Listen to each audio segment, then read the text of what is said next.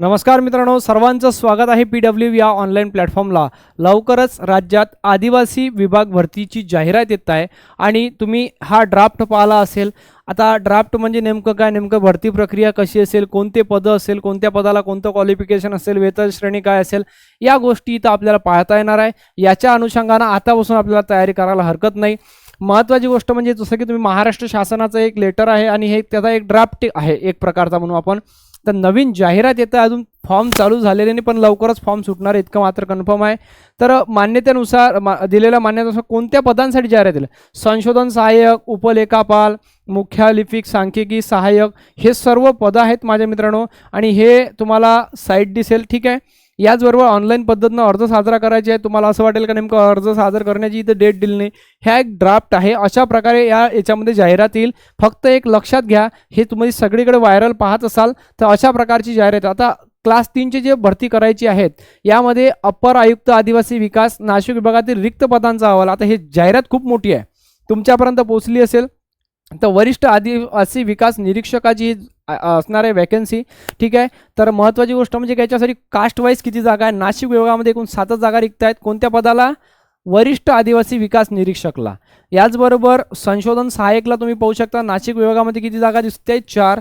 तर अशा प्रकारे प्रत्येक विभागाच्या जागा तुम्हाला पाहता येईल. हेड क्लर्कच्या जागा आहेत 16, ठीक आहे. त्याचबरोबर आदिवासी विकास निरीक्षक, ओके,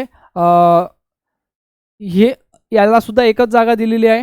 याचबरोबर वरिष्ठ लिपिक सांख्यिकी सहाय्यक याच्या 61 जागा दिलेल्या आहेत आणि याला जास्तीत जास्त पोरं फॉर्म भरत असतात, ठीक आहे. याचबरोबर महत्त्वाची गोष्ट म्हणजे लघु टंकलेखक याच्या 3च जागा आहेत, ओके. त्यानंतर गृहपाल याच्या 14 जागा आहेत. नाशिक विभागाचं पाहतोय, बाकी सर्व विभागाचं तुम्हाला पाहायचं आहे स्वतः. गृहपाल स्त्री आहेत, याच्यासुद्धा 10 जागा. याचबरोबर अधीक्षक पुरुष 9 जागा दिलेल्या आहेत. त्याचबरोबर अधीक्षक स्त्री 17 जागा दिलेल्या आहेत. म्हणजे हे एक चांगली जम्बो ॲड असणार आहे आपल्यासाठी आणि तयारी करायला हरकत नाही. ग्रंथपालच्या सुद्धा 24 जागा दिलेल्या आहेत.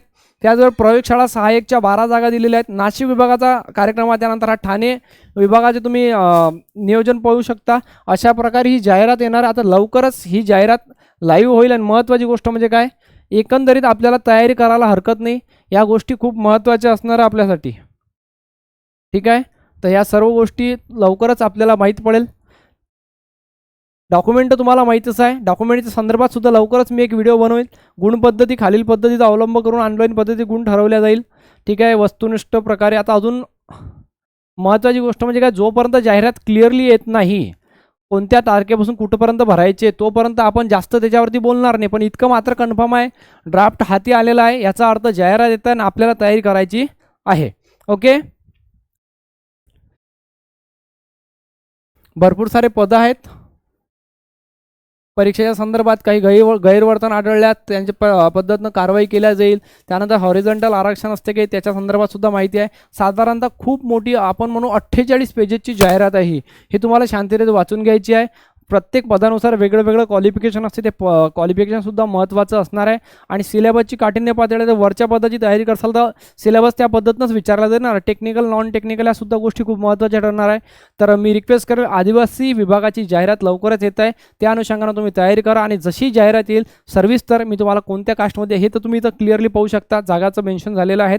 याचबरोबर फक्त आता फॉर्म सुटण्याचीच बाकी आहे. तयारी तुम्ही आतापासून करू शकता. भेटूया अशाच एका नवीन व्हिडिओला. जय हिंद, जय महाराष्ट्र. स्वस्त राहा, मस्त राहा आणि अभ्यास करा.